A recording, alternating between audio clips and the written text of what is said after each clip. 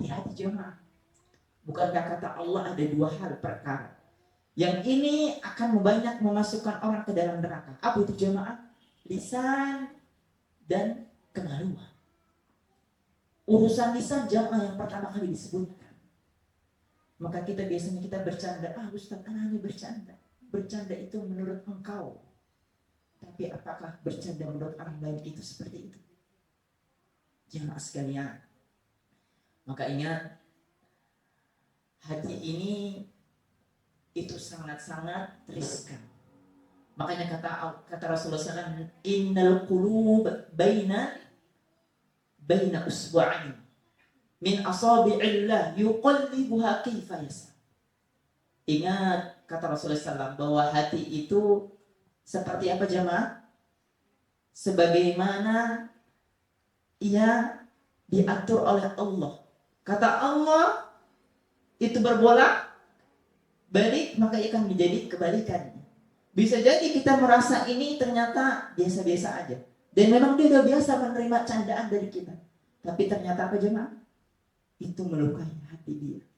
Kita nggak tahu kalam kita mana yang akan merusak hatinya. Jemaah sekalian, kata Allah Subhanahu wa taala, yuqallibuhu kaifa yasha.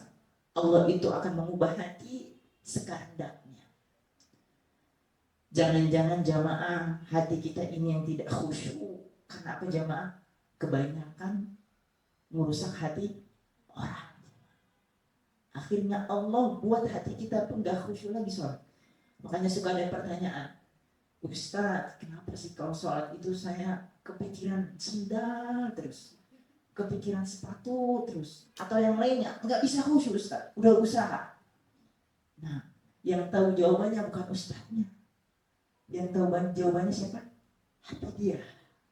Nah, apakah dia tidak pernah bertadabbur sehingga dia berpikir bahwa masalah itu ada di hatinya? Bukankah ada ulama yang mengatakan, aku ini nggak bisa tiba-tiba mengeluarkan air mata dalam sholat malam. Allah kunci, aku nggak bisa mengeluarkan air mata dalam ibadahku selama 3 bulan. Aku bingung dan aku gelisah kenapa hal ini terjadi kepadaku. Jangan-jangan Allah itu udah nggak sayang lagi sama. Ketika ia periksa, ternyata ia pernah apa jamaah? Ternyata ia pernah di dalam sholatnya, dalam sholat berjamaah bersama teman yang lain, temannya ini dalam sholat jamaah nangis. Kemudian dia katakan, ini orangnya di dalam hati pura-pura nangis biar dilihat sama orang lain. Itu di dalam hati. Gara-gara itu jamaah, Allah hukum dia tidak bisa nangis selama berapa bulan? 3 bulan jamaah. Jamaah sekalian, hati dia rusak itu bukan karena semata-mata Allah bolak-balik, tapi justru karena perbuatan manusia itu sendiri. Jamaah sekalian, ada yang tahu dalam istilah kedokteran qalbun di sini maknanya apa? Ala wahiyal qalb. Hati di sini yang kita bicarakan ini apa maksudnya dalam Islam? Dalam kedokterannya anak kasih Al-Quran. Ada banyak buah hadiah.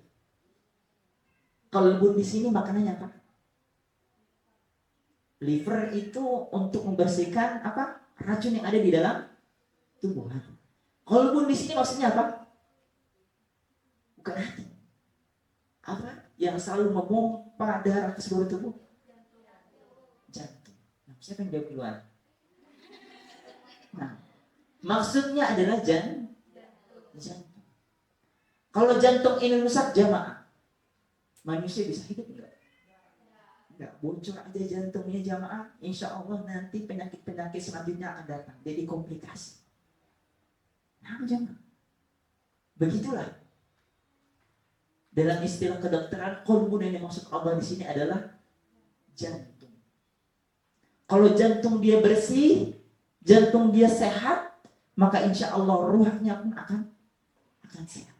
Tapi kalau jantungnya kotor, hatinya kotor, maka semuanya akan masuk ke dalam diri. Jamaah sekalian, maka kebahagiaan itu bukanlah milik si kaya. Kebahagiaan itu bukanlah milik si paling berkuasa lah. Tidak jemaah. Kebahagiaan itu adalah orang yang diberikan oleh Allah hatinya bersih, jantungnya bersih, sehat jemaah sekalian. Karena apa jemaah sekalian? Kata Allah berfirman, "Yauma la yanfa'u malun wala banun." Ingat, nanti harta-harta kalian, anak-anak kalian itu tidak akan berguna bagi kalian. Illa man atallaha biqalbin salim. Kecuali siapa yang datang kepada Allah dalam keadaan jantungnya, dalam keadaan ruhnya itu apa? Bersih, sehat jemaah sekalian. Bersih dari karat jemaah sekalian. Maka jemaah sekalian, Imam Asy-Syaukani pernah berkata, harta dan kerabat ini tidak pernah bisa memberikan manfaat kepada seseorang pada hari kiamat kelak. Makanya nanti disebutkan dalam Quran surah Al-Abasa apa jemaah?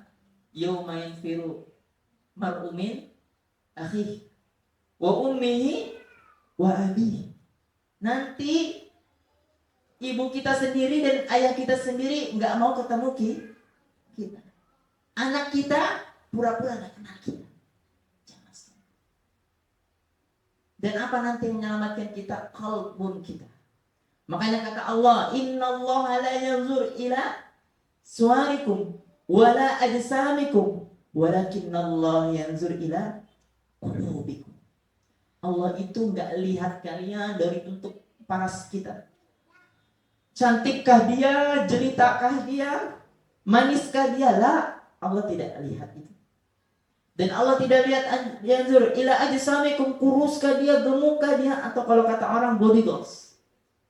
Nah. Tapi kata Allah, Allah itu yanzur ila apa yang ada di dalam dada kalian, ila qulubikum.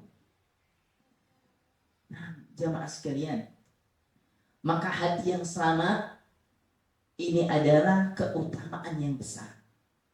Nah, Rasulullah SAW pernah ditanya siapa orang yang paling utama.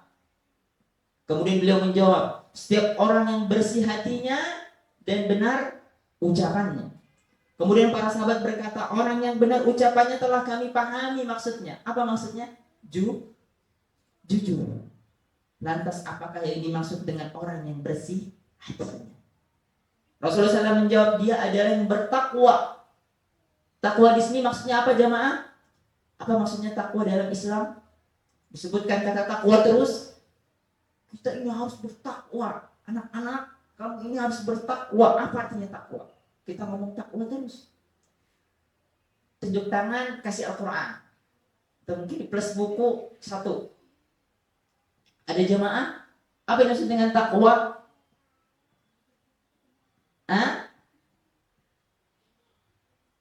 Jangan-jangan kita ngomong sesuatu tanpa kita mengetahui ilmu. Hati-hati jamaah. Bukankah Allah mengatakan la taqfu ma laysa laka bihi ilm.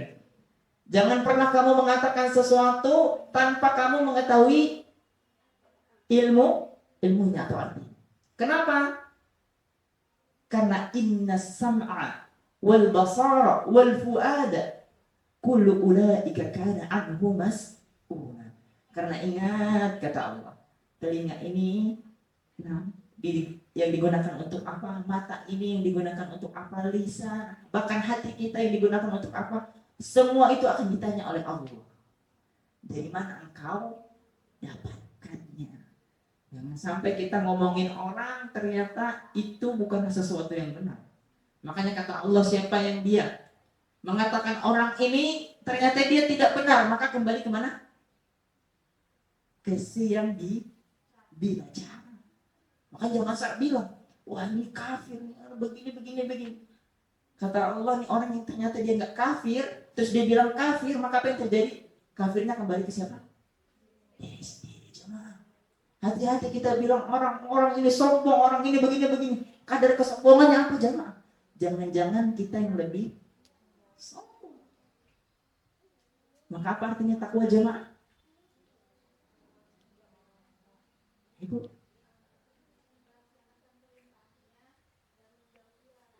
nah itu artinya takwa. Nah, Artinya takwa melaksanakan perintahnya dan menjauhi larangannya. Nah, artinya takwa itu jamaah sekalian bukan hanya sekedar lisan, tapi lebih dari itu. Yaitu dengan apa? Kita melaksanakan perintah Allah. Perintah Allah banyak tidak jamaah? Banyak. Salah satunya membersihkan apa yang ada di dalam hati kita. Makanya ada satu pelajaran yang disebut dengan tazkiyatun nufus, membersihkan jiwa. Jadi kita tahu bahwa jiwa ini gersang sebagaimana gersangnya badan ketika ia tidak beri dimakan. Maka jamaah sekalian yang semoga Allah Subhanahu wa taala rahmati. Kata Rasulullah SAW, lantas yang dimaksud orang yang bersih hatinya adalah dia yang bertakwa kepada Allah, yang takut kepada Allah, yang suci hatinya, ia takut melaksanakan dosa dan kedurhakaan yang ada di dalamnya, serta tidak ada pula dendam jamaah, dan tidak pula ada hasad jamaah. Jamaah sekalian, ada banyak orang yang dia sakit, ternyata sakitnya itu dikarenakan pandangan mata kita jemaah. Ada yang disebut dengan katanya apa? Ain. Penyakit apa? Ain. Nah jemaah sekalian, kami ini di pesantren banyak kejadian anak-anak yang hafal Quran kemudian pulang lagi ia tidak bisa mengucapkan dalam lisannya Al-Quran kembali. Ketika datang lagi, ketika mendengarkan Al-Quran, dia selalu apa jamaah? Kesurupan. Kata orang, kenapa? Santet, kena guna-guna, kena sihir. Benar jamaah, kena sihir. Tapi sihirnya pandangan orang lain. Bukankah kata Allah, Qul a'udzu birabbil falaq. Ya Allah, aku ini berlindung kepadamu karena engkau adalah penguasa seluruh makhluk. Min syarri ma khalaq. Dari keburukan-keburukan yang engkau ciptakan. Wa min syarri ghasiqin idza waqab. Wa min syarri naffatsati fil uqad.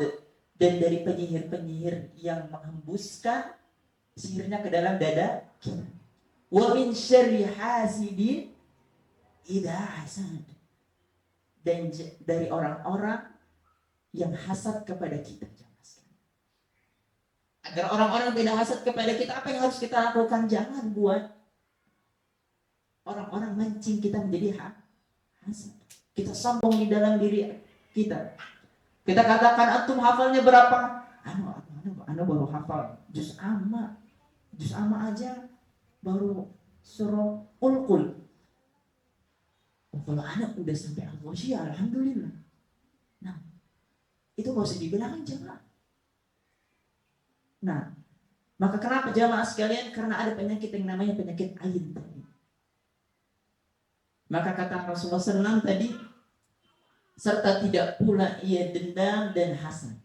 Kalau ia tidak mau didendami oleh orang lain, tidak mau dihasadin orang lain, maka dia juga tidak boleh hasad kepada orang lain. Itu konsekuensi jamaah. Sunnatullah. Kalau dia nggak mau dikatai, maka jangan ngatain. Nah, kalau dia nggak mau dizolimi, dicurangi oleh orang lain, jangan zolimi, jangan curangi orang lain. Nah, Ustaz, anak masih dizolimi, anak bisa dicurangi. Anak udah berhenti, Ustaz, nggak zolimi lagi, nggak dicurangi. Itu karena dampak apa jamaah? Dosa-dosa dia yang lalu. Lalu apa? Dibalas apa tidak? Tidak jamaah. Yang dia balas apa? Sabar. Bukankah kata Rasulullah SAW, nggak ada pemberian yang paling indah, yang paling besar daripada pemberian yang diberikan oleh Allah, yang lebih luas selain apa jemaah? Sabar. Nah, kunci hidup yang pertama itu sabar. Ketika ditanya, Ustaz, aduh hati ini sakit, sedih Ustaz. Orang tua saya bilangnya begini ke saya, padahal saya anaknya aja Ustaz. Nah, apa yang harus saya lakukan? Sabar. Dan perbaiki diri engkau. Karena tidak selamanya orang tua itu salah. Dan kenapa orang tua itu seperti itu bisa dipertanyakan kembali kepada diri engkau. Apakah engkau sudah baik di matanya atau bagaimana? Maka jamaah sekalian, yang semoga Allah Subhanahu wa taala rahmati. Selayaknya kita ini sebagai makhluk yang lemah selalu apa? Memohon kepada Rabb, penguasa hati kita, penguasa jantung kita, agar apa? Agar jantung ini selalu dibersihkan dan selalu diarahkan kepada ketaatan dan selalu dijaga oleh Allah Subhanahu wa taala dari rasa hasad. Bukankah Rasulullah SAW itu selalu berdoa jamaah kepada Allah? Bahkan kata Aisyah, ya Rabb, ya Rasulullah, capek dengernya doa itu terus. Apa doanya jamaah tentang hati? Yang katanya doa ini harusnya diucapkan oleh setiap muslim di setiap waktu. Apa itu jamaah? Yang agar Allah arahkan kepada sebuah ketaatan dan Allah balikan hatinya kepada sebuah kebaikan dan Allah istiqomahkan dia. Apa kata Allah? Kata Rasulullah SAW, ya muqallibal qulub. Siapa yang bisa melanjutkan? Ana kasih Al-Quran, ada satu lagi Al-Quran. Ya jamaah sekalian, aduh ini harus dihafal sama kita semua jamaah. Jangan-jangan tadi hati kita ini gak pernah tenang, Ustadz. Aduh, sedikit-sedikit gelisah Ustadz hatinya. Ditanya pernah berdoa gak? Aduh Ustadz, emang harus berdoa Ustadz? Ya Rahman ya Rahim. Bahkan jamaah orang Yahudi dahulu kala, orang kafir, nah ketika hatinya gelisah apa yang dikatakan? Ya Allah, tunjukkanlah hati kami ya Allah. Jangan sampai jamaah kita keluar melebihi itu tidak pernah berdoa. Apa jamaah? Doanya gampang. Hari ini harus dihafal.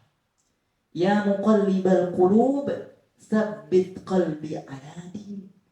Wahai Rabb yang membolak-balikkan hati, tetapkanlah kami ya Allah. Tetapkanlah saya diri ini terhadap apa? Agama saya ya Allah. Tunjukkanlah saya. Wa ya musarrifal qulub, sarrif qulubi ala ta'at. Wahai engkau yang maha bolak-balikan hati ya Rabb, simpangkanlah, belokkanlah hati ini menuju apa? Kepada ketaatan. Jangan-jangan jamaah sekalian, kita ini susah sholat, ternyata rezeki kita nggak dilancarkan, kita mau umrah, Ustaz udah ingin umrah Ustaz, tapi qadarullah Allah ada aja keluar Ustaz, pengen haji Ustaz, aduh ngumpulinnya susah Ustaz. Bisa jadi jamaah dia nggak berdoa kepada Allah agar Allah mudahkan ia dalam ibadah. Cuma niat aja tadi kita udah bilang apa? Cukup apa enggak jamaah? Enggak cukup. Harus tawakal lagi kepada Allah. Maka tekad jamaah, tekad doang itu enggak cukup. Dia harus tawakal kepada Allah. Kalau tekad doang jamaah, Nabi Musa alaihissalam enggak akan berani tuh menyeberangi lautan. Kemudian apa yang dilakukan oleh Nabi Musa alaihissalam? Nah, membelah lautan. Dengan apa jamaah? Dengan gayung membelah lautan dengan tongkat. Apakah tongkat itu yang bisa membelahnya? Apa kata orang-orang Bani Israel? Jamaah orang Israel itu orang yang paling pintar dan paling banyak membangkang kepada nabi-nabi. Pintar membodoh-bodohi. Nah, kan orang Israel itu bilang apa ke Nabi Musa? Ya Musa, apakah kita sudah berakhir ya Musa? Apakah engkau tidak meminta ke Rabb-Mu? Nah, apakah kita sebaiknya tidak pergi ke lain arah aja? Kata Nabi Musa, Allah akan berikan petunjuk. Kemudian apakah yang lakukan Nabi Musa? Sebatas keinginan berenang, ibu-ibu berenang, lautan, laut merah, berenang mati insya Allah. Apa yang dilakukan oleh Nabi Musa? Berdoa. Tiba-tiba lautan itu terbelah oleh Allah Subhanahu wa taala. Artinya jamaah tekad itu nggak cukup. Ya Rob, Ustadz, anak pengen anak-anak nih bener nih Ustadz nih, bener nih hidupnya nih Ustadz. Ketika ditanya pernah nggak doain anaknya, Ustadz, aduh doanya nggak tahu Ustadz. Maka jamaah sekalian, perihal doa jangan ditinggalkan. Di setiap kesempatan kita berdoa kepada Allah Subhanahu wa ta'ala. Nah, kemudian jamaah sekalian, lalu apa saja yang membuat hati ini berkah? Kita bertanya-tanya jamaah, apa yang membuat hati ini ternoda?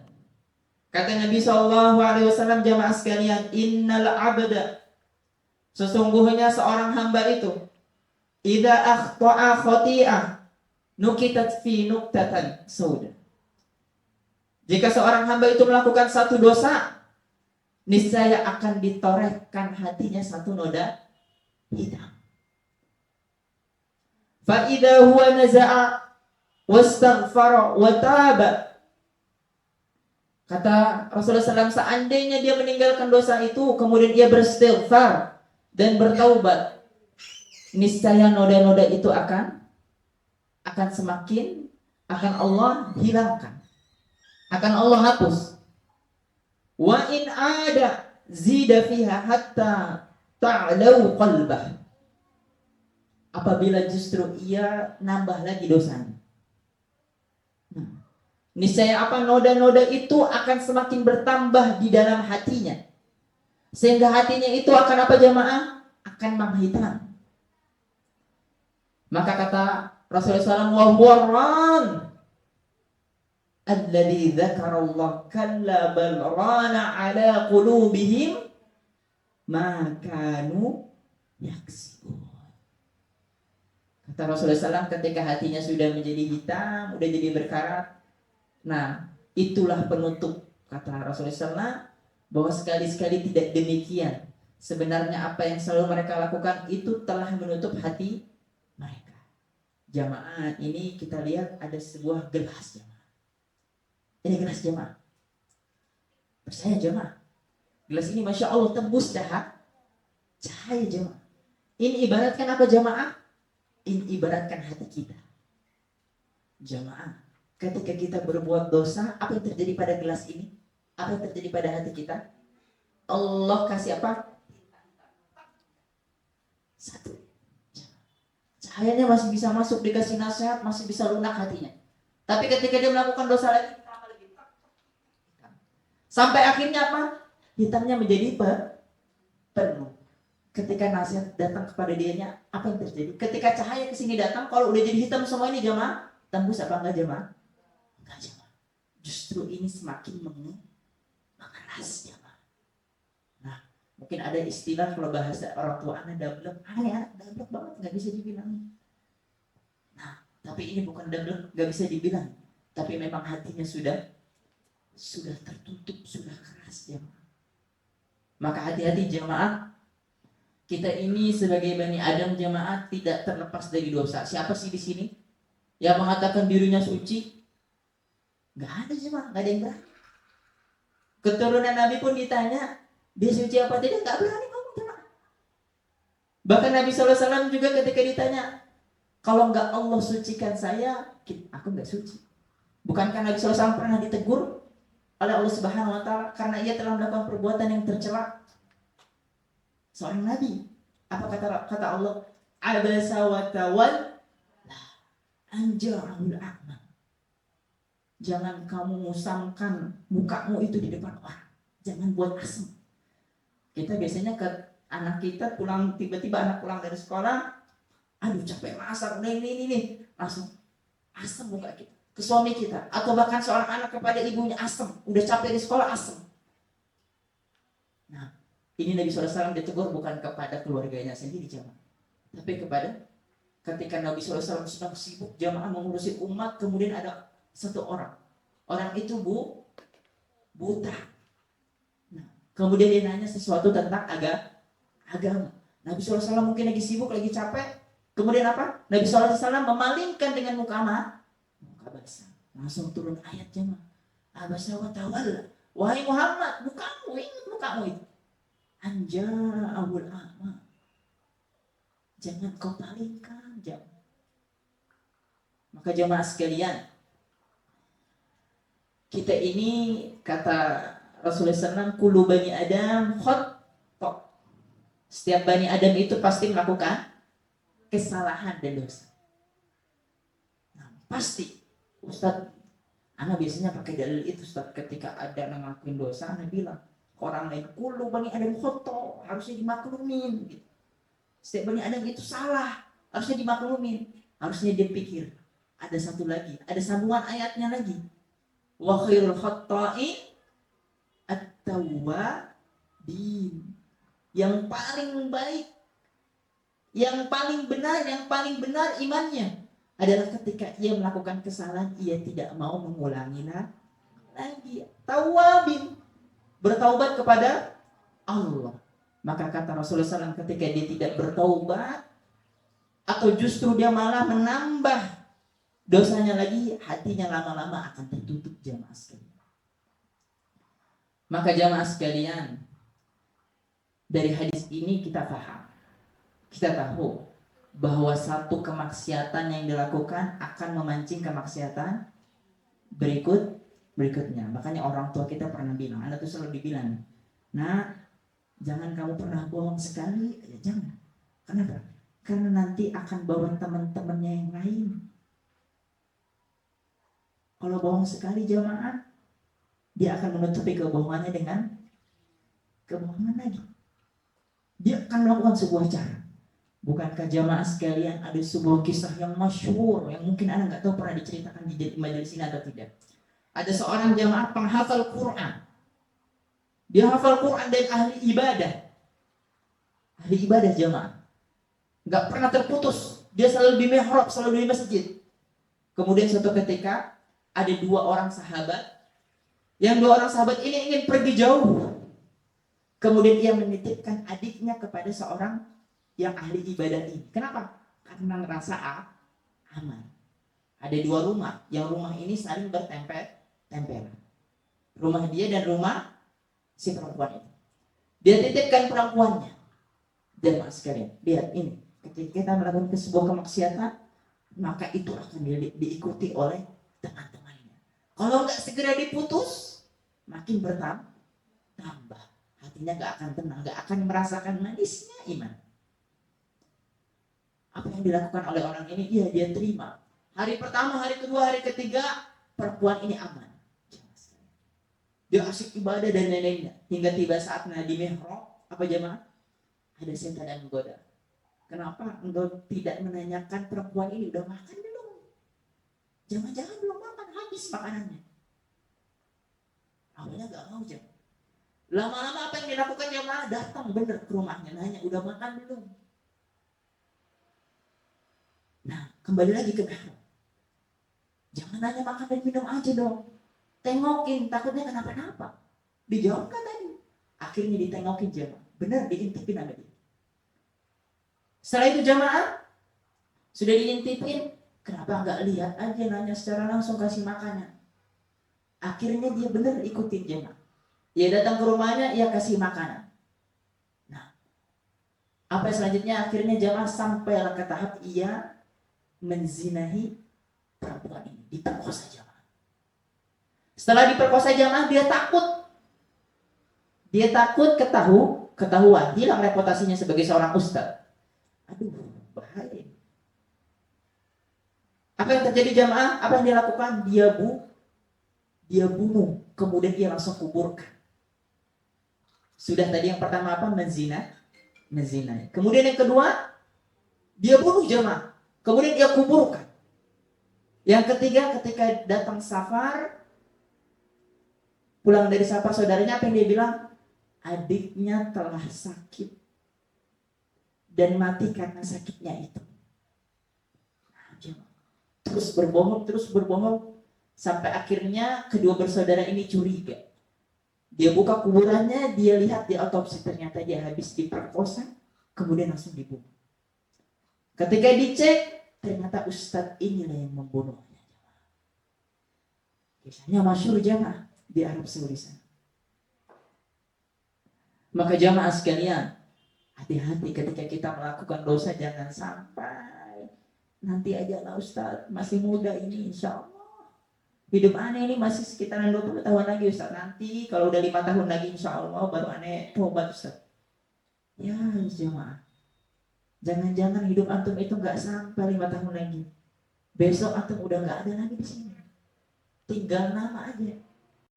Sebagai orang yang lulus ujian, sukses, nanti di hadapan Allah Subhanahu wa taala, di hadapan orang-orang, di yaumil qiyamah dia mengatakan, nah, orang-orang yang mendapatkan kitabnya dari kanan, apa katanya? Apa katanya? Ha umqra'u kitabia. Dia lari-lari, jamaah kesenangan. Teman-temannya yang di sini ditanyain, dilihat, nih, lihat dapat 9 semua, masya Allah, lulus saya lulus. Atau kita kembali menjadi orang yang kedua, jamaah, dan usubillah, yang Allah berikan dari tangan kiri dan dari belakang. Apa yang dikatakan, seandainya ya Rabb, ya laitani lam uta kitabia. Seandainya kitab ini gak datang kepadaku, maka aku senang. Seandainya Allah cuma matikan kemudian mengubah aku menjadi apa? Debu. Itu lebih baik. Sebagaimana hewan-hewan. Hewan-hewan itu jamaah. Hewan-hewan ini jamaah. Ketika ada satu kambing, dia nanduk kambing yang lain. Tanpa sebab kambing yang lain. Kambing yang lain merasa dizolimi. Punya perasaan gak kambing jamaah? Punya. Dia gak punya akal jamaah, tapi punya perasaan. Nanti di yaumil qiyamah mereka akan dihisab oleh Allah. Kambing ini sini. Untuk kemarin ngapain tiba-tiba nanduk dia? Habis itu setelah dihisab apa jamaah? Dikisos. Ini untuk hewan. Dikisos. Apa arti dikisos? Kambing yang kemarin ditanduk sudah balas, tanduk lagi. Sudah merasa teradili semua, apa yang dilakukan baru Allah ubah yang menjadi apa? Tarok, menjadi debu. Kambing aja nanti akan dikisos jamaah. Jangan sampai kita nggak masuk surga, ditahan di pintu surga karena ada ya Rabb aneh gak ridho. Ini orang nih semasa hidupnya mulutnya ya Allah nggak bisa dijaga. Capek saya dengarnya kuping saya. Nah, sakit hati saya ya Rabb. Nggak ridho dia masuk surga. Akhirnya kita apa? Ditahan jamaah. Nah, ditahan. Dan apa yang nanti yang membayarnya? Yang membayarnya bukan lagi dia ngomongin kita jamaah. Yang bayarnya apa? Pahala kita. Jangan-jangan nanti dikarenakan hal itu membuat diri kita apa jamaah? Nggak jadi masuk surga. Udah begayaan jamaah. Dia jadi orang yang muflis, kata Rasulullah SAW. Apa orang muflis? Orang yang habis pahalanya untuk bayar pahala orang lain jamaah. Muflis jamaah. Maka jamaah sekalian, yang semoga Allah Subhanahu wa taala rahmati kita semua. Syekh Islam itu pernah mengatakan jamaah, sebenarnya orang yang dipenjara adalah orang yang hatinya tertutup dari mengenal Allah Azza wa Jalla. Itu sebenarnya bukan orang yang ada di lapas Kaleiden itu jamaah. Ada ternyata orang-orang yang di lapas itu jamaah, Anda mengisi di sana. Mereka Masya Allah hati mereka tentram dan tenang. Bahkan ketika keluar dari lapas kemarin Anda diajak mengisi, Ustadz, Anda yang 12 tahun lalu di penjara Ustadz. Dia sekarang mengisi jadi panitia kajian jamaah. Bawa pemuda sekecamatan. Tadinya dikucilkan oleh orang lain. Hatinya sudah hati anak tenang Ustadz. Ternyata di penjara itu Ustadz, Allah ada ngasih hikmahnya ke anak Ustaz. Mungkin kalau nggak di penjara seperti itu, hati anak Ustaz yang terpenjara oleh Allah. Maka jemaah sekalian, kata Allah, Allah itu nggak lihat dari masa lalu antum, tapi Allah itu lihat dari sekarang dan yang akan datang. Dan Allah akan lihat hati antum itu bagaimana, sehat nggak keadaan. Kemudian sedangkan orang yang ditawan adalah orang yang masih terus menuruti hawa nafsunya pada kesesatan. Itu adalah orang-orang yang hatinya sebenarnya dia berkarat. Kemudian jamaah, lalu apa yang bisa membersihkan hati ini? Lalu dengan cara apa kita bisa mengikir hati ini? Kita udah tahu tadi jamaah bahwa ternyata hati ini berkarat karena kita melakukan sebuah kemaksiatan kepada Allah Subhanahu wa ta'ala. Apa syariat Islam telah menjelaskan jamaah? Cara membersihkan karat ini yang pertama dengan cara apa jamaah? Yang pertama, dia harus berlepas diri dari segala bentuk ketergantungan kepada selain Allah. Dia harus berlepas diri dari segala bentuk ketergantungan kepada Allah. Baik kepada sesuatu yang Allah larang, misalnya dia melakukan perbuatan kesyirikan jamaah. Nah, banyak gak jamaah di kalangan kita ini masih melakukan perbuatan kesyirikan? Ana jamaah ke Tenjolaya sana jamaah itu masih ngasih jamaah apa apa makanan untuk pohon. Nah, jamaah masih ada ternyata. Wah, ini ternyata penyebab longsor ini. Kemarin pernah longsor di sana jamaah. Di mana? Luilia. Bukan kata Allah, ma asaba min musibatin fil ardi wala fi anfusikum. Semua musibah yang ada datang di dunia ini dan juga kepada diri antum itu iya benar atas izin Allah. Tapi ingat itu semua karena apa? Perbuatan manusia. Apakah kita masih ketergantungan dengan itu jemaah? Atau justru Ustaz, alhamdulillah anak gak ketergantungan dengan orang lain Ustaz. Tapi anak Masya Allah Ustaz masih berharap dengan suami anak ini dihormati Ustaz. Kita masih yaitu masih ketergantungan sama aja ibu. Nah, justru ketergantungan kepada manusia itu yang akan membuat lelah hati jemaah. Nah, kesel jadinya jemaah ini orang nggak care, nggak kena ini. Nah, nggak connect. Maka ketika manusia masih ketergantungan dengan manusia yang lainnya, hatinya tidak akan bisa diobati. Kecuali ia mau melepaskan ketergantungan itu dan menyerahkan semuanya kepada siapa? Kepada Allah. Ya Allah, Engkaulah yang Maha Pembuat baik hati. Nah, jika memang ini adalah yang terbaik untukmu ya Allah, maka kuatkanlah saya. Tapi ya Allah, aku ini ingin sama suami aku masuk surga bareng-bareng, nanti bisa buat kerajaan sendiri lagi. Engkaulah Maha Pendengar doa ya Rabb. Ubahlah hati suamiku ini yang tadinya menjadi keras menjadi lunak. Bukan kita hanya sekedar berharap jemaah. Berharap dia berubah. Kita kasih postingan istri nasihat, Masya Allah bisa. Anda pernah dengar itu ya jemaah. Akhirnya apa? Ribut antara suami dan istri. Nah, akhirnya ribut dengan suami istri. Karena apa? Suami itu jamaah, dia itu punya rasa kepemimpinan, gak susah dinasehati. Punya anak laki-laki jamaah, bandingkan anak laki-laki dan anak perempuan. Bagaimana ketika ia dinasehatkan? Biasanya yang lebih mudah tersentuh itu perempuan. Kenapa? Karena anak laki-laki memang sudah difitrahkan untuk menjadi pemimpin. Kita menasehati seorang pemimpin jamaah itu sulit. Nah, maka siapa yang bisa menyentuh hatinya?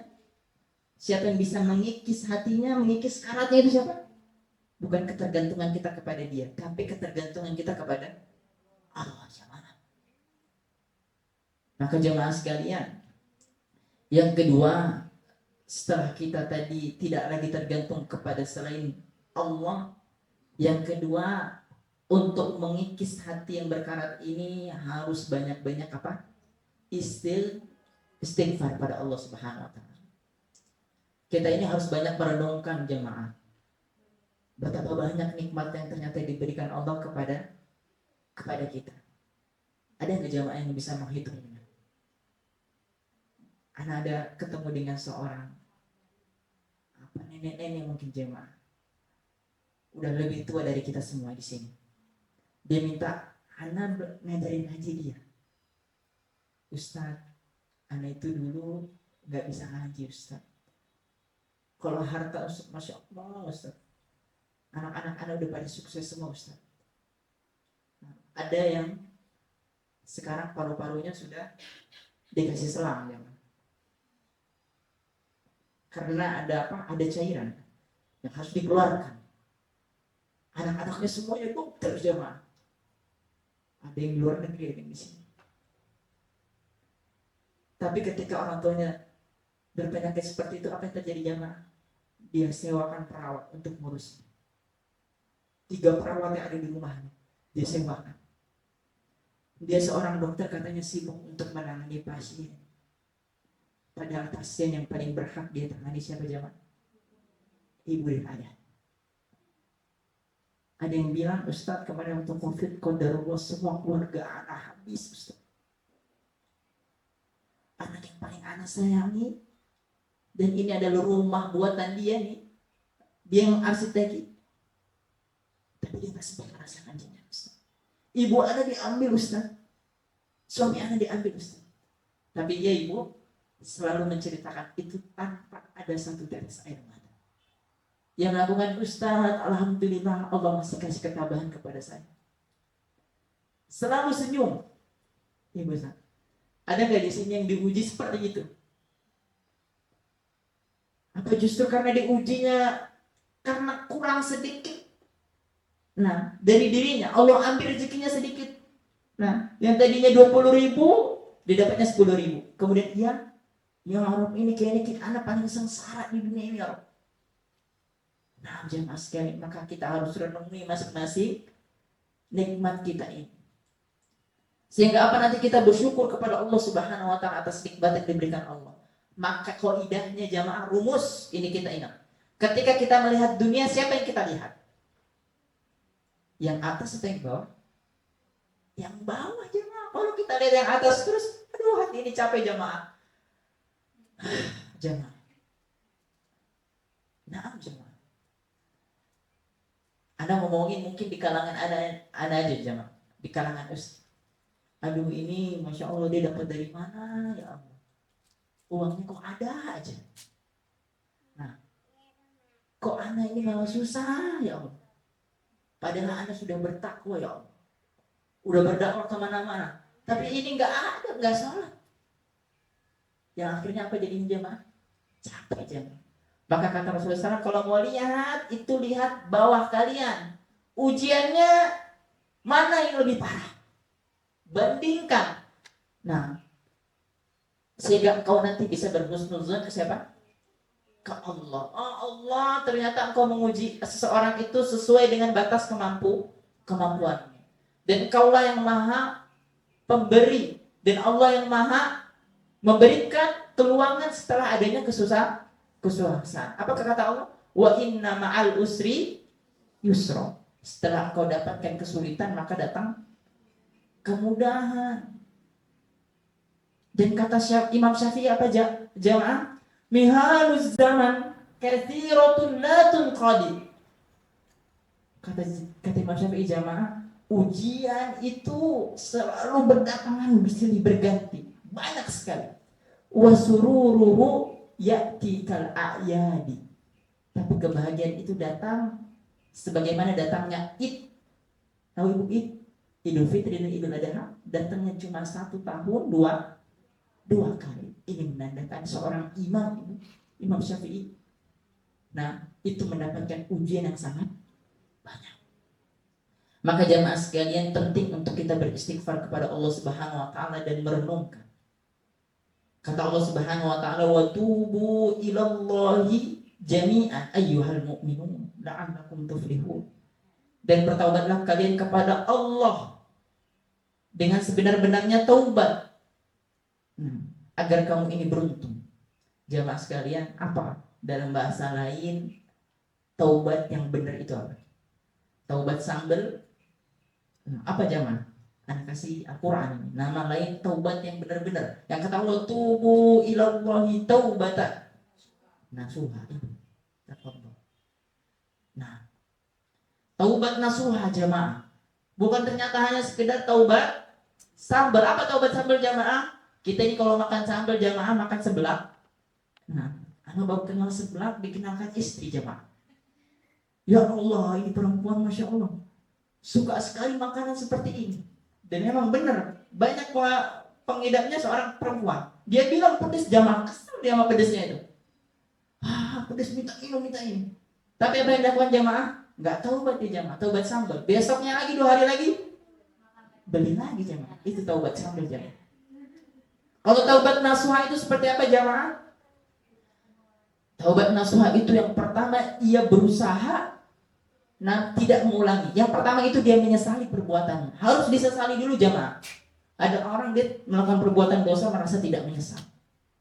Nah, maka ketika ditanya, ada seseorang yang menggorok kepala, anak sering di lapas. Jadi banyak contoh anak, nah, dan itu kejadian di Bogor. Dia gorok kepalanya, temannya. Ditanya, kenapa kau lakukan itu? Main-main aja, bercanda. Allahu Akbar. Udah gak ngerti lagi jemaah seperti ini. Dia sudah tidak paham lagi perkara itu. Maka yang pertama, ketika dia mau bertobat, dia harus sesali dulu. Kemudian yang kedua, setelah disesali, apa jemaah? Nah, ia memohon ampun kepada Allah. Dan yang ketiga, ia berusaha jamaah untuk benar-benar meninggalkannya jamaah. Ustaz, qadarullah kalau misalnya anak tiba-tiba anak udah berusaha sekeras mungkin, tapi ternyata Allah bukakan lagi pintu menajak ke sana, anak datang lagi ke situ jamaah. Ustaz, nah apakah itu tidak termasuk taubat nasuha? Iya, itu masih termasuk taubat nasuha, asalkan kita sudah berusaha. Tapi kadang-kadang usahanya itu muskilah, masalah jamaah. Usaha itu sebenarnya harus usaha yang gigih. Nah, ada orang yang usahanya, Ustaz, ini anak masuk terus ke sini Ustaz. Ketika ditanya, antum udah meninggalkan belum teman-teman antum yang seperti itu? Belum Ustaz. Ya itu bukan usaha. Nanti anak dikucilkan Ustaz. Antum mau dikucilkan oleh siapa? Kalau ngikutin perkataan manusia, ngikutin penglihatan manusia, insya Allah gak ada habisnya. Yang ada semakin sedih, makin rusak hati. Nah, maka siapa kau yang akan jadikan nilai? Penilaian manusia atau justru penilaian Rabbul Jalal? Maka jamaah sekalian, ini mungkin kajian kita kali ini sebenarnya masih ada banyak jamaah cara kita untuk mengikir hati. Namun kita dibatasi oleh waktu. Dan semoga nanti ke depannya mungkin kita bisa bahas permasalahan hati lagi jemaah. Kita lanjutkan hal ini di pertemuan yang akan datang. Nah, kita tuntaskan agar hati kita ini benar-benar ada dampaknya. Ibu-ibu jangan sampai kita ini ibu-ibu majelis taklim, tapi kalau keluar bukan seperti ibu-ibu majelis taklim. Ditanya temannya, antum udah ngaji belum? Kok belum ngaji? Nah, ayo ikut sama aku. Judes. Nah, ada temannya susah, dia lihat dengan sebelah mata. Tunjukkanlah bahwa kita ini benar-benar orang yang berilmu. Kita udah belajar, udah nulis, udah datang ke majelis ilmu. Tunjukkan. Karena biasanya jamaah, nasihat yang paling bisa diterima itu nasihat secara perbuatan, bukan hanya sekedar omong saja. Maka jamaah sekalian, semoga Allah Subhanahu wa ta'ala jadikan kita sebagai hamba-hambanya yang hatinya Allah selamatkan. Dan semoga Allah Subhanahu wa ta'ala jamaah jadikan kita sebagai orang-orang yang senantiasa bertaubat. Bukankah jamaah Allah itu menyebutkan orang-orang bertaubat sebagai orang-orang apa? Tawwabin. Bukankah sholat duha itu sebagai sholat duha? Sholatnya apa jamaah? Sholat orang mencari uang. Salah nggak Ustaz? Salah. Karena sholat duha itu sholatnya untuk orang-orang apa jemaah? Nah, untuk orang-orang yang senantiasa bertaubat. Nah, makanya doanya apa jemaah ketika sholat duha?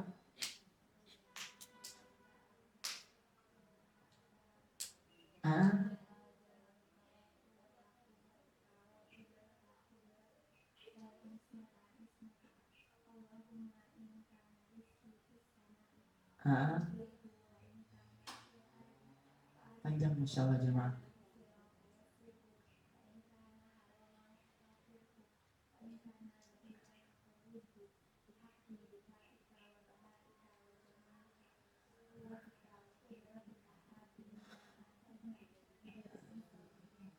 Ini buat nanti. Dua lah ini MC-nya. Nanti dikasih satu. Nah, ada dua aja yang ditinggalkan. Yang kata Rasulullah SAW, ini yang harusnya dibaca terus-menerus dalam doanya. Yang paling banyak selain doa itu. Apa kata Rasulullah SAW? Doanya pendek.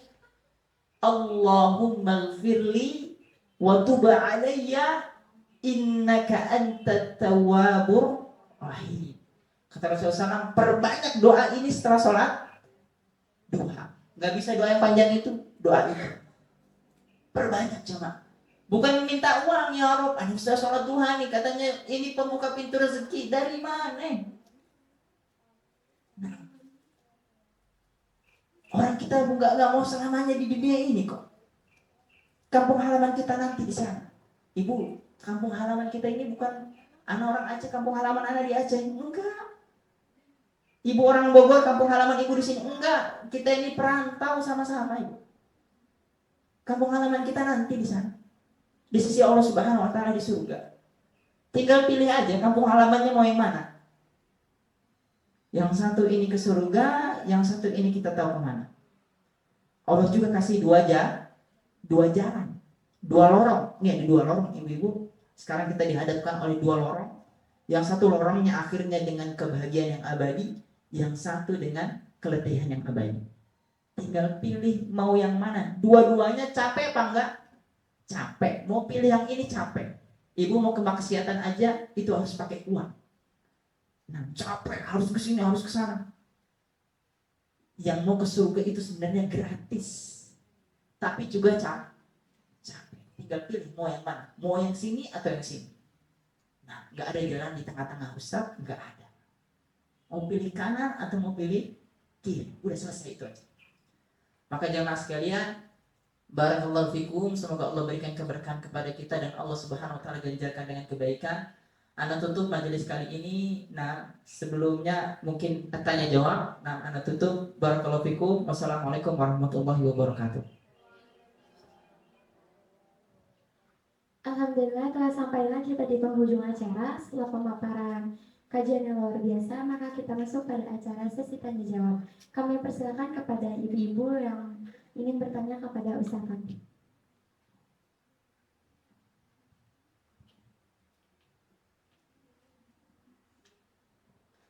Apakah ada yang ingin bertanya?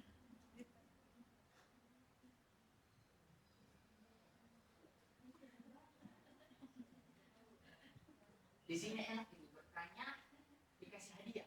Iya.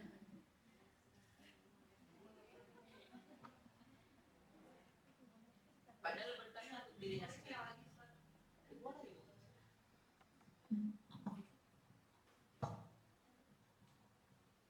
Ada hadiahnya jadi. Ada. Assalamualaikum warahmatullahi wabarakatuh. Ini Ustaz, tadi Ustaz kan memaparkan urusan hati manusia ya Ustaz. Kadang kita kalau lagi bercanda sama teman-teman, sama tetangga atau sama saudara, kita nggak sadar ucapan kita menyakiti hati seseorang ya Ustaz. Kadang dia suka bilang sama yang lain, aku sakit hati sama si Anu. Terus Ustaz, kadang kita tidak merasa menyakiti dia, tapi dia terus memusuhi kita Ustaz. Bagaimana ya Ustaz ya, kita sudah meminta maaf, kadang kita bicara suka nggak sadar ya Ustaz ya. Mungkin ibu-ibu juga ya mengalami ya waktu yang lain juga. Bagaimana ya Ustaz ya, kadang tetangga kita suka ngobrol, kita diem di rumah nggak keluar, tetangga nanti ngomongnya enggak, kita ngaji aja Ustaz, ngaji akhlak dulu benerin. Saya juga suka sakit Ustaz gituin Ustaz, tapi saya biarkan, saya ajak ngaji, dia malah caranya yang enggak Ustaz. Terus saya keluar, maaf Ustaz ya, sama yang lainnya saya keluar pakai kerudung nggak pernah lepas, terus saya dihujat sama tetangga Ustaz. Terus-terusan Ustaz, sampai tetangga saya depan rumah. Jadi Ustaz, saya kadang udah tua apa gimana gitu Ustaz ya, ujian buat saya. Tapi kadang keluarga nggak mau pindah Ustaz. Jadi curhat. Maaf Ustaz. Ya, terima kasih Ustaz. Assalamualaikum warahmatullahi wabarakatuh. Waalaikumsalam warahmatullahi wabarakatuh. Ini sekalian tambah lagi hadiahnya. Itu ada sirah ibu. Nah, bismillah wassalatu wassalam ala rasulillah wa ala alihi wa sahbihi wa man wala. Masih ada 2 ibu insyaallah. Ini tafsir juz amma juz 30. Mana tahu sekali di rumah lagi kosong bisa dibaca. Nambah-nambah ilmu kita. Ibu yang semoga Allah Subhanahu wa taala rahmati, tadi kalau nggak salah ada 3 pertanyaan. Yang pertama, nah, Ustadz, Ana ini suka bercanda.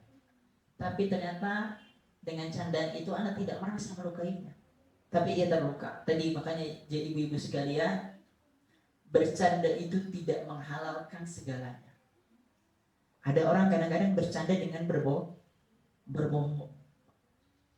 Ada bercanda dengan menipu. Ada bercanda dengan menjahili. Anda pernah ada cerita itu? Jadi temannya ini sedang main di air, sedang loncat dari ketinggian lumayan tinggi. Kemudian temannya ini menjahili dengan cara didorong. Akhirnya apa? Orang yang didorong ini, tulang rusuknya patah, otaknya kayak apa? Alzheimer ya. Karena apa? Karena tekanan air itu. Dia tidak siap. Maka kata Rasulullah SAW bercanda nggak jemaah?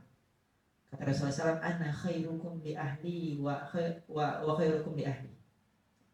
Ana ini paling baik dengan keluarga anak. Itu paling baik muamalahnya. Paling baik berarti di situ apakah cuma serius? Enggak jemaah. Rasulullah SAW suka balap lari sama istri sama Aisyah. Maka ketika Rasulullah SAW sama Aisyah itu lari, ketika Aisyah di waktu muda, Aisyah menang mengata-ngatain Rasulullah SAW. Tapi ketika Aisyah sudah capek, udah letih, udah tua, balap lari lagi, kata Rasulullah SAW, sekarang aku yang sudah mengalahkan. Kemudian Rasulullah SAW apakah bercanda juga dengan perkataan? Bercanda juga. Tapi kata Rasulullah SAW, bercandanya dengan perkataan yang benar. Syarat bercanda jemaah. Karena bercanda ini tidak membersihkan dosa jemaah. Maka kita nggak tahu ibu. Ibu mungkin merasa tidak. Tapi kan hati yang jadi indikator itu bukan hati ibu yang berbicara. Yang jadi indikator hati dia.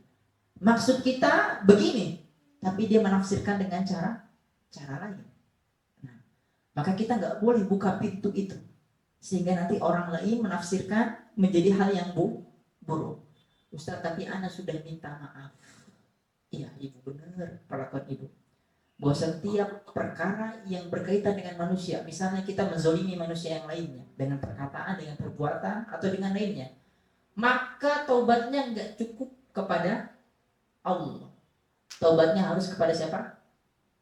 Manusia juga. Minta ridhonya. Makanya perkara-perkara yang berhubungan dengan manusia itu ibu sulit dan ribet. Kalau hubungannya dengan Allah, dosanya dengan pemilik Rabbul Jalal, pemilik alam semesta, gampang ibu. Ibu taubat sudah cukup. Makanya nanti ada orang-orang yang gak jadi masuk surga. Padahal pahalanya banyak. Karena ternyata masih banyak hubungan dengan manusia yang lainnya. Mungkin teman-teman SMK suka minjem pulpen, minjem penggaris, nggak dikembalikan, lupa dia. Jangan disepelekan ini jemaah. Pulpen itu akan bersaksi nanti. Dan kita akhirnya apa? Harus membayarnya kepada manusia. Kalau kita belum minta maaf, tapi yang dilakukan oleh ibu sudah tepat. Minta maaf walaupun kita tidak merasa bersalah. Ibu, orang yang suka memaafkan dan meminta maaf itu bukanlah orang yang hatinya sempit, justru wa'ausa. Dadanya itu apa? Lebar aja. Dadanya itu yang lebar. Jangan sampai gara-gara ini jamaah setan itu masuk ke relung-relung dada kita yang tergores ini. Maka itu jamaah ibu sudah tepat. Kalau misalnya dia tidak memaafkan ibu, apakah ibu memaksa? Enggak boleh ibu. Hidayah itu datang bukan dengan paksaan. Dan ibu pun gak akan bisa berhidayah. Hidayah datangnya dari mana ibu? Illa fala mudil. Nah, hidayah itu datangnya dari Allah ibu, bukan ibu yang ngasih. Dan bukan anak yang ngasih. Kalau ibu tersentuh sekarang juga itu bukan anak, bukan atas bicara anak ibu. Tapi yang membuat itu tersentuh kepada hati ibu karena hati ibu yang masih bersih dan Allah yang buat itu. Ibu, itu tadi kalau ngomongin memaafkan. Yang penting ibu sekarang harus rebo, harus sabar, dan ibu sudah minta maaf kepada dia dan ibu minta maaf kepada Allah. Kalau misalnya nanti bertemu, jangan tidak salam. Harus salam. Jangan malah menjauh. Nah, ibu tunjukkan dengan akhlak ibu. Nah, kemudian yang ketiga ibu, kalau ngomongin masalah cobaan dalam mempertahankan agama ini ibu, ada lagi yang lebih berat daripada ibu. Siapa ibu? Rasulullah SAW. Ibu, Rasulullah SAW itu dikatain apa ibu? Orang gila ibu. Ibu pernah dikatain orang gila? Mungkin. Dikatain penyihir pernah ibu? Rasulullah SAW dikatakan apa ibu? Penyihir. Dikatakan, mohon maaf ibu, tunjukkan kecil. Pernah ibu? Rasulullah SAW pernah ibu. Ketika lagi sholat ibu, apa yang terjadi jamaah? Orang-orang jahil menaruh apa jamaah? Dalaman unta ke lehernya jamaah. Kemudian jamaah ketika sujud diikatkan selendang mungkin terus ditarik lehernya sampai mau meninggal Rasulullah SAW. Siapa yang melepaskan jamaah? Siapa yang melepaskan ikatan tersebut? Ya, melalui Allah tapi melalui sebab. Siapa? Anaknya namanya siapa? Anaknya yang perempuan?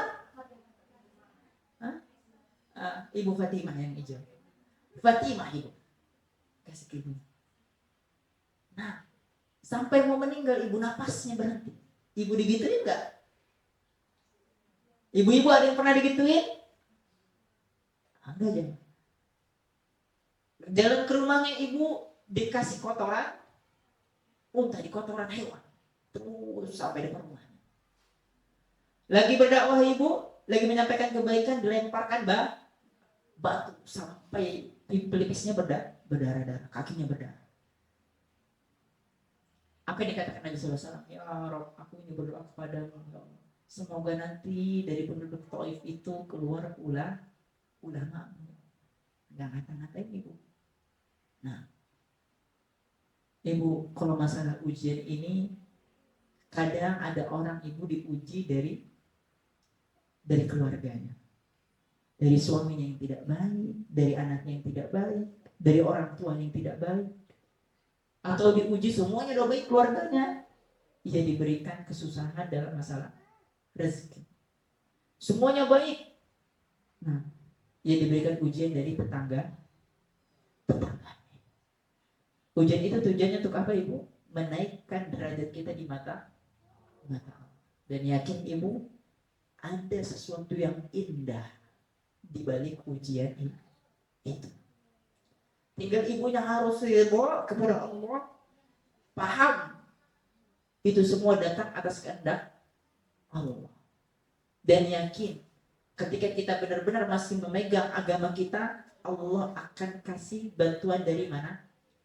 Bukankah kata Allah, wa may yattaqillaha yaj'al lahu makhraja. Siapa yang bertakwa kepada Allah, Allah akan kasihkan jalannya dari manapun ia tidak ketahui. Wa may yatawakkal 'ala Allah fa huwa hasbuh. Selanjutnya ibu, ayat ini yang cocok untuk ibu.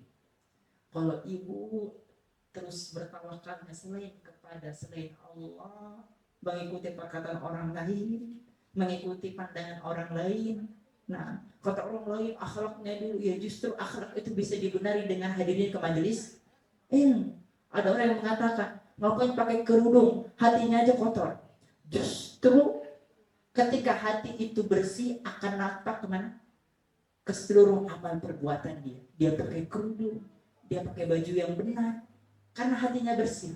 Karena hatinya kotor justru itu yang akan menampakkan keluar. Itu kaidahnya. Hatinya baik, tadi bilang apa? Seluruh tubuhnya baik.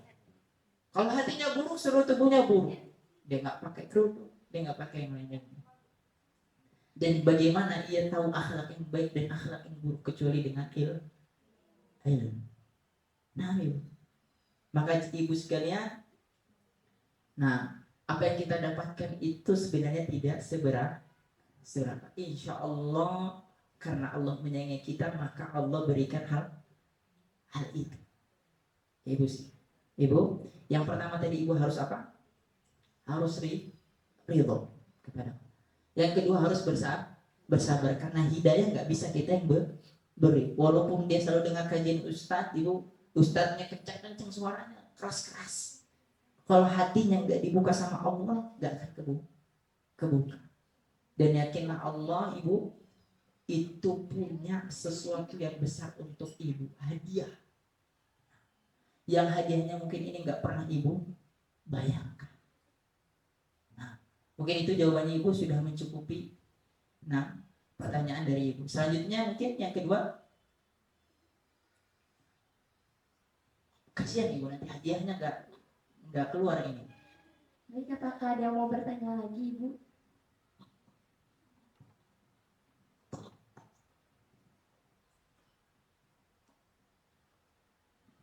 Assalamualaikum warahmatullahi wabarakatuh. Begini Pak Ustadz, ada sebuah cerita, saya dengar seperti ini. Ada seorang hamba yang Allah tidak suka sekali kepada hamba itu, sehingga si hamba itu dibuatnya sibuk dan tidak ada waktu untuk menghadap, misalnya untuk sembahyang, untuk sholat, tidak ada waktu untuk mengaji dan sebagainya. Mungkin karena hal itu hatinya bisa berkarat dan sehingga hal itu malah di atas seizin Allah gitu, seperti itu. Nah, bagaimana pendapat Pak Ustadz sendiri? Karena seizin Allah lah si hamba itu berkarat hatinya gitu. Ya, terima kasih. Nah, Ibu, barakallahu fikum. Tadi katanya ada seseorang yang dia itu diberikan banyak kenikmatan sehingga dia itu lupa dan tidak sempat lagi beribadah kepada Allah. Ini namanya apa, Ibu? Ada yang tahu ini namanya apa? Ketika dikasih nikmat yang banyak tapi justru ia lupa kepada Allah. Apa? Ada satu lagi. Jangan yang ini dah.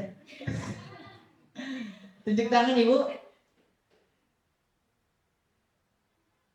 Ada lagi, satu lagi. Dia diberikan kenikmatan yang banyak sampai dia lupa. Ibu tahu Qarun? Ketika dia nggak ada punya harta, apa dia berdoa, ya Allah, pengen harta, pengen rezeki. Tapi ketika dikasih apa? Ini harta bukan datang dari Allah, tapi karena kekuasaan aku. Aku pintar mengolah uang. Aku jago. Nah, akhirnya dia nggak mau lagi beribadah.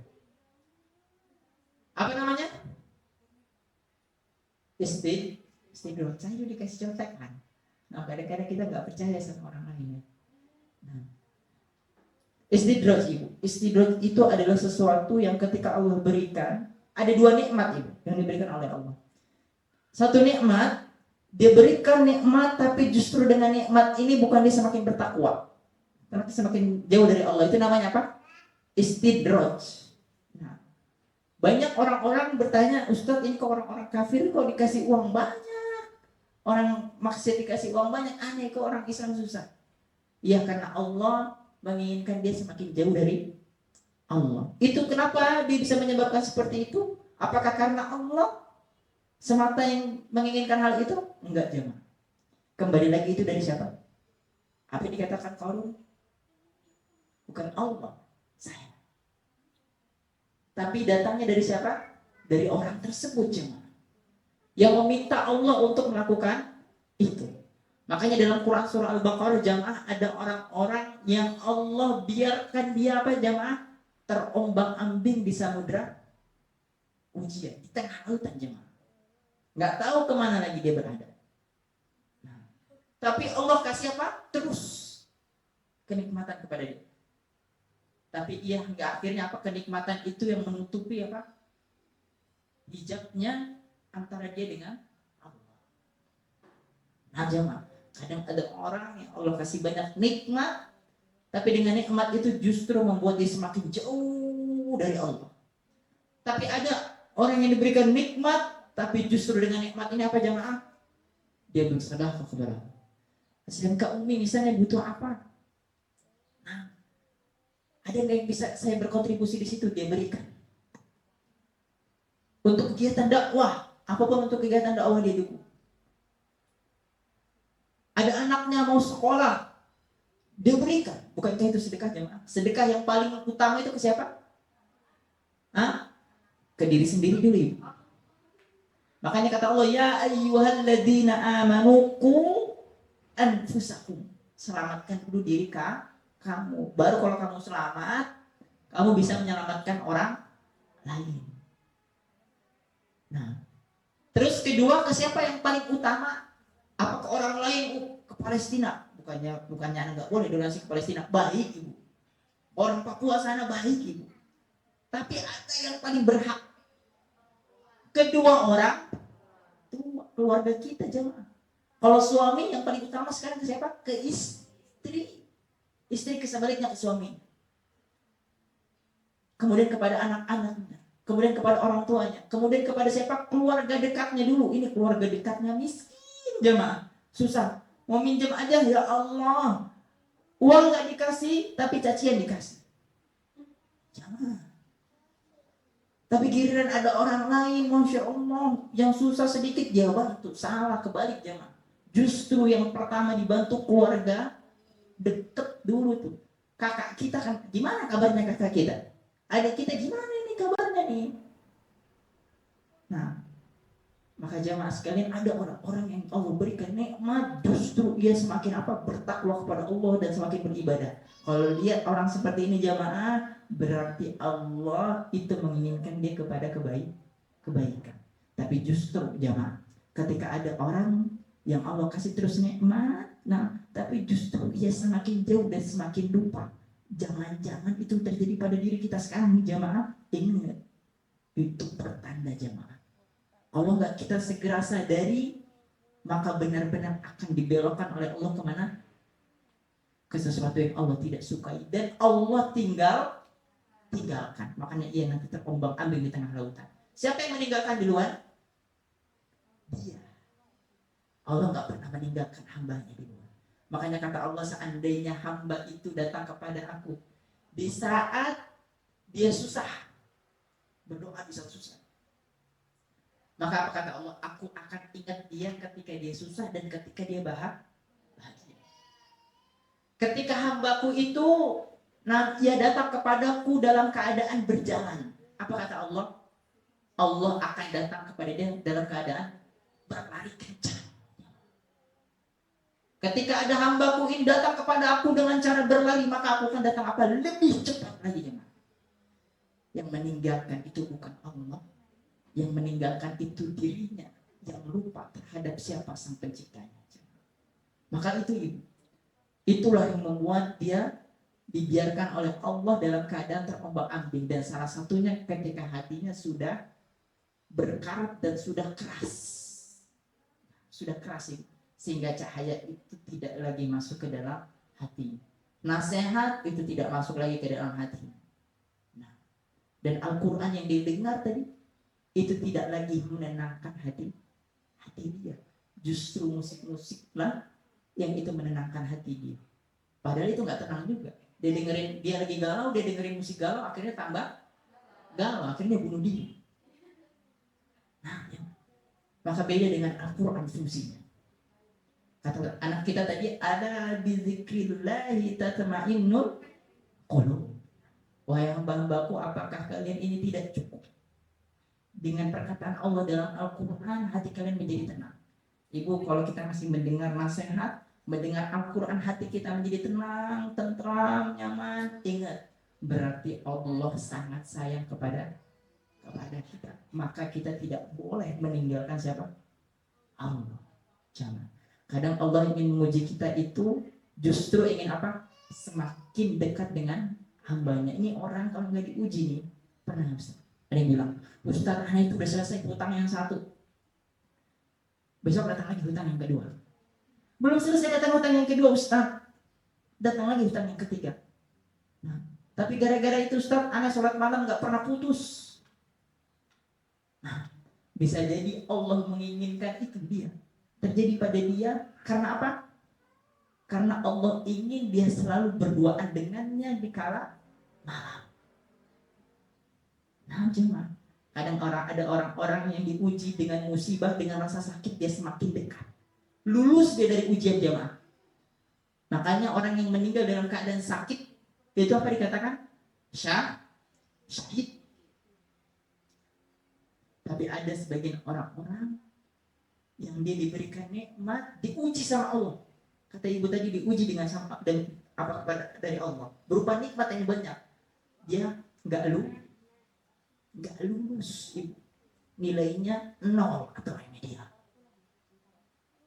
Maka jamaah sekalian, semoga Allah Subhanahu wa taala nanti berikan kebaikan kepada kita semua. Terakhir, yang ketiga, masih ada hadiahnya?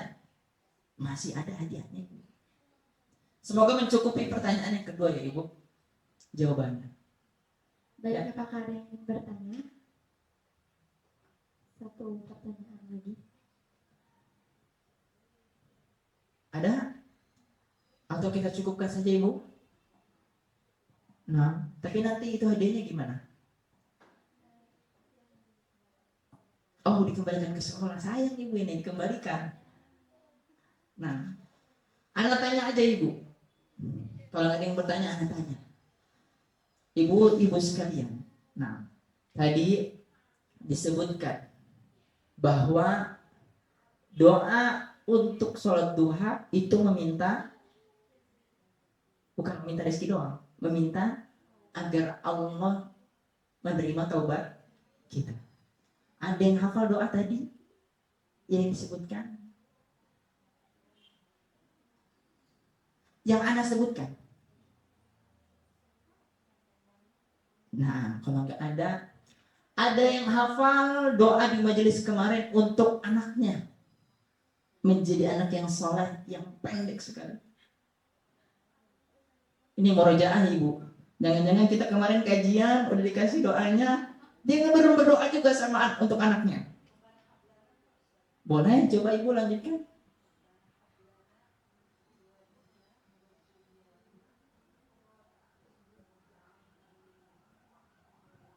Nah, katanya ini Rabbana hablana, ya Allah berikanlah hamba pasangan yang baik. Kemudian apa? Min azwajina wa dzurriyyatina, dan juga anak-anak serta keturunan yang soleh, yang baik. Yang ketika aku lihat enak mata ini memandangmu. Nah, yang ketika dia di akhirat memberatkan amal timbangan kebaikan, bukan justru meneror aku nanti. Wa ja'alna lil muttaqina imama, dan jadikan hamba ini sebagai pemimpin yang bertakwa. Seorang suami memimpin keluarganya, seorang istri memimpin anak. Nanti akan ditanyakan itu. Maka ini satu hadiah untuk Ibu yang satunya lagi. Nah, kalau misalnya udah ada yang ini boleh disedekahkan atau mau tukeran sama yang lainnya. Nah, yang udah dapat siroh atau yang lainnya. Nah, barakallahu fikum Ibu, itu saja yang bisa Ana sampaikan. Ana mohon maaf ya Ibu. Ana mohon maaf jika ada perkataan Ana yang salah, dan semata-mata kebenaran itu datangnya dari Allah Subhanahu wa taala, dan kesalahan itu datangnya dari diri Ana pribadi. Nah, dan juga dari syaitan. Kita berdoa Ibu, semoga Allah pertemukan kita nanti di sana. Kalau ibu-ibu nggak ketemu anak, cari anak. Nah, Ibu. Jazakumullah khairan. Wassalamualaikum warahmatullahi wabarakatuh. Semua yang dirahmati oleh Allah Subhanahu wa Ta'ala, alhamdulillah rangkaian acara kajian pagi hari ini telah kita lalui bersama. Terima kasih kepada Ustadz Tondi Harahap SPD yang telah memberikan kajian dan pesan-pesan kepada kita semua. Semoga apa yang telah disampaikan oleh Ustadz Tondi bisa bermanfaat bagi kita semuanya. Amin.